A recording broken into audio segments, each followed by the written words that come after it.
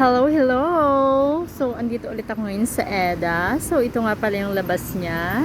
O, diba? With the fountain. So, ganda. So, bumalik ako ngayon for the OB-GYN. So, yung pagpa-blood test ko nung nakaraan, ay request yun ng OB. So, thank you, Lord! Thank you, Lord! As in, thank you. Normal yung blood result ko. So very thankful kasi after more than 3 years na pagsasuffer, so hopefully okay na talaga ako after 3 years. So baka talaga ngayon makakabuo na. Char! No, so thankful lang. As in, super thankful. Thank you, Lord. Pero may isa pa akong check up sa katapusan. So, sa family meds naman yon, family medicine department. So, update ko na lang ulit kung ano. At sa mga nagtatanong kung bakit ako pabalik-balik sa hospital.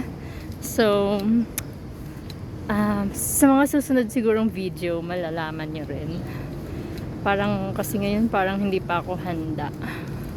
Hindi handa. Ganun pala yung pag na-stress ka, nagkasakit ka, nagka-problema ka sa health,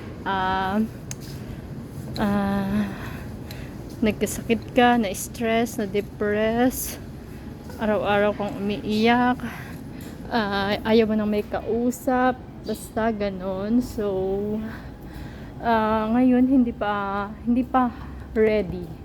Hindi ko pa kasi parang tanggap yung mga nangyari sa akin ng mga nakaraang taon. Kaya parang ang hirap-hirap magsabi. Kasi nga parang kino-question ko pa ang Panginoon. Why me? So yun. Pero syempre, pinagdaanan ko yun. So, malimang questionin, pero yun talaga yung naramdaman ko 3 years ago. So, siguro dahil stress, depressed, as in, lahat talaga, araw-araw masakit ang katawan, araw-araw umiiyak, gabi-gabi. So, yun. So, but now, oh no, I'm so thankful. Thank you, Lord. As in, thank you. Thank you. Sana talaga tuloy-tuloy na to. Yun lang. Naiyak na naman ako. Shit. Sige na. Ayaw kong maiyak, kaya bye na muna. Ayaw kong umiyak. Pero naiiyak na ako. So, ganon.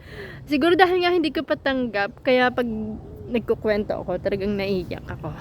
So, bye-bye. Ayaw kong umiyak because I'm very happy now na okay yung blood test result ko. So, ayaw ko na umiyak. Ayaw ko. Bye!